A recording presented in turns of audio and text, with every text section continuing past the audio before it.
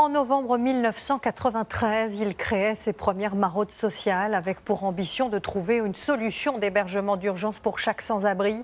Ce week-end, le SAMU social français fête ses 30 ans avec l'impression que la situation s'aggrave.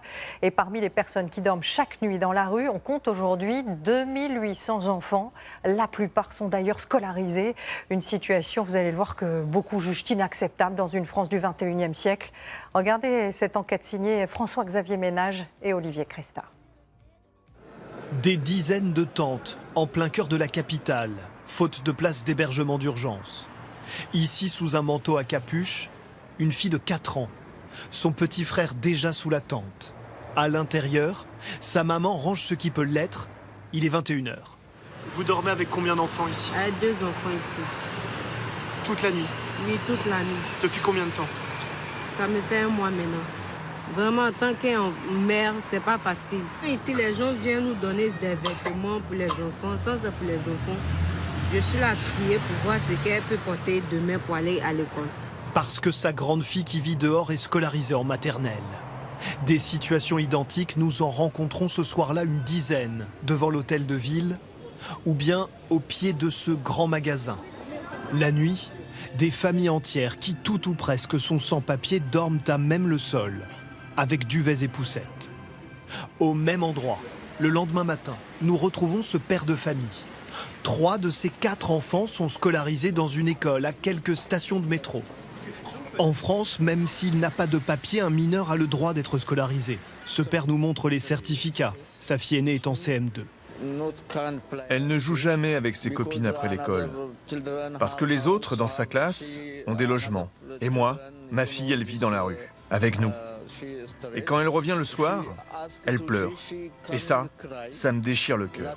La Fondation Abbé Pierre parle de 2800 enfants qui, tous les soirs, sur le territoire français, dorment actuellement dans la rue, faute d'hébergement d'urgence. C'est un record qu'on n'a jamais connu, c'est une gravité exceptionnelle. Pourquoi?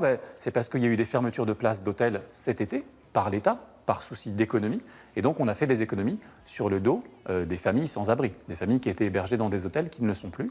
Chaque soir, 200 000 places d'hébergement d'urgence sont à disposition en France. 6 millions d'euros par jour, dit le gouvernement, mais certains, comme Julie, n'obtiennent pas de réponse.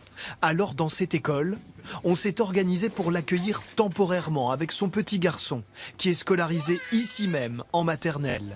La nuit, tous les deux dorment dans cette classe. Quand j'appelle 115, ils me demandent d'appeler dans une semaine. Et chaque jour, je le fais. Parfois, je vais les expliquer la situation que je traverse. Bon, mais ils vont me dire, désolé, on n'a pas une place. Bon, là, je me sens perdue. La direction autorise Julie à profiter des sanitaires dans cette école publique. C'est ici, je lave l'enfant. Et moi-même, je ne peux pas me laver. C'est parce qu'il n'y a pas là. Il n'y a pas...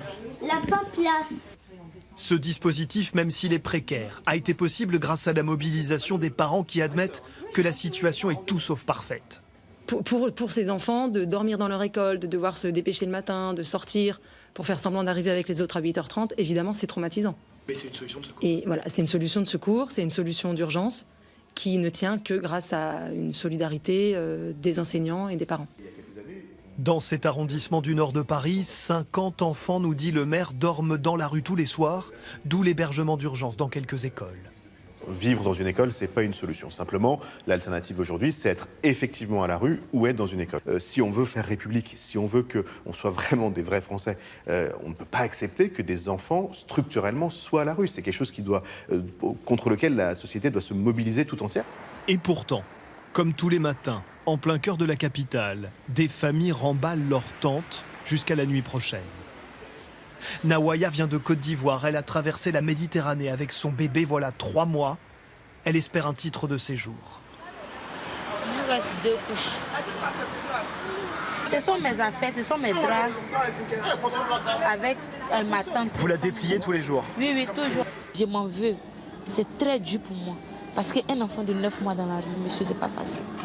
De son côté, le gouvernement, qui reconnaît une situation d'urgence, annonce une augmentation des moyens d'hébergement, notamment pour les plus jeunes.